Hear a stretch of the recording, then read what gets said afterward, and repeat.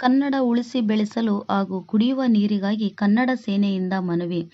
ರಾಯಚೂರು ಜಿಲ್ಲೆಯಲ್ಲಿ ಕನ್ನಡ ಭಾಷೆಯ ಉಳಿವು ಹಾಗೂ ಪ್ರಸ್ತುತ ಬೇಸಿಗೆಯ ಹಿನ್ನೆಲೆಯಲ್ಲಿ ಸಾರ್ವಜನಿಕರಿಗೆ ಕುಡಿಯುವ ನೀರಿನ ವ್ಯವಸ್ಥೆ ಕಲ್ಪಿಸುವಂತೆ ಒತ್ತಾಯಿಸಿ ಕನ್ನಡ ಸೇನಾ ಕರ್ನಾಟಕ ಜಿಲ್ಲಾ ಸಮಿತಿಯ ವತಿಯಿಂದ ಇಂದು ರಾಯಚೂರಿನ ಅಡಿಷನಲ್ ಜಿಲ್ಲಾಧಿಕಾರಿಗಳಿಗೆ ಮನವಿ ಸಲ್ಲಿಸಲಾಯಿತು.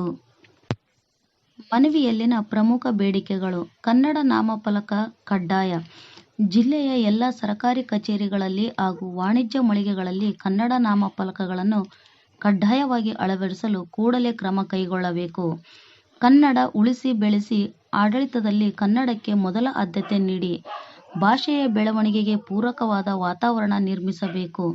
ಕುಡಿಯುವ ನೀರಿನ ಸಮಸ್ಯೆ: ಬೇಸಿಗೆಯ ತಾಪ ಏರುತ್ತಿರುವುದರಿಂದ ಜಿಲ್ಲೆಯ ಎಲ್ಲ ತಾಲೂಕು ಕೇಂದ್ರಗಳಲ್ಲಿ ಹಾಗೂ ಗ್ರಾಮೀಣ ಭಾಗಗಳಲ್ಲಿ ಜಾನುವಾರುಗಳಿಗೆ ಕುಡಿಯುವ ನೀರಿನ ತೊಂದರೆಯಾಗದಂತೆ ಮುನ್ನೆಚ್ಚರಿಕೆ ವಹಿಸಿ ಸಮರ್ಪಕವಾಗಿ ನೀರು ಪೂರೈಸಬೇಕು.